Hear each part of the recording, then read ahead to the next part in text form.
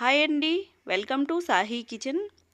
ఈరోజు మనం స్వీట్ కార్న్తో వడలు తయారు చేసుకుందాము. ఇవి ఈవినింగ్ టైంలో స్నాక్స్గా చాలా చాలా బాగుంటాయి. తప్పకుండా ఈ విధంగా ఒకసారి ట్రై చేయండి.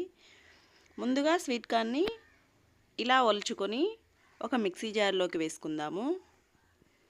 ఇప్పుడు ఇందులో రుచికి సరిపడా ఉప్పు, కొద్దిగా జీలకర్ర, ఒక చిన్న అల్లం ముక్కని సన్నగా కట్ చేసుకొని వేసుకొని ఇప్పుడు వీటిని కోర్స్గా గ్రైండ్ చేసుకుందాము. మరి మెత్తగా కాకుండా కోర్స్గా గ్రైండ్ చేసుకోవాలి.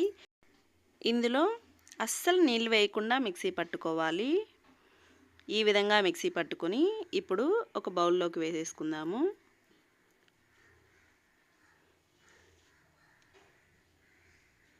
ఈ విధంగా వేసేసుకుని ఇప్పుడు ఇందులో 2 టేబుల్ స్పూన్ల బియ్యం పిండి, అలాగే 2 టేబుల్ స్పూన్ల శనగపిండి కూడా వేసుకోవాలి.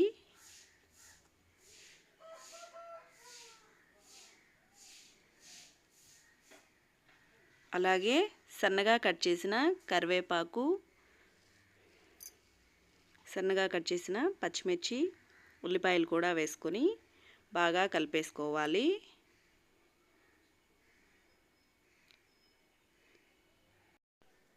పిండి మొత్తాన్ని కలిపేసిన తర్వాత వడలు చేయడానికి మనకి పిండి పర్ఫెక్ట్గా ఉందో లేదో చూసుకోవాలి. ఒకవేళ వడలు చేయడానికి వీలుగా లేకపోతే మరి కొంచెం బియ్యం పిండి, శనగపిండి వేసుకొని కలుపుకుంటే సరిపోతుంది. ఇలా కలిపేసిన తర్వాత ఇప్పుడు డీప్ ఫ్రై చేసుకుందాము.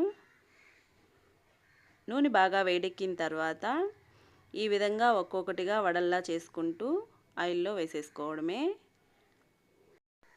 ఇలా బాండలికి సరిపోయినన్ని వేసుకొని మీడియం ఫ్లేమ్ మీదే ఫ్రై చేసుకోవాలి. అప్పుడే మనకి లోపల కూడా చక్కగా పిండి ఉడుకుతుంది.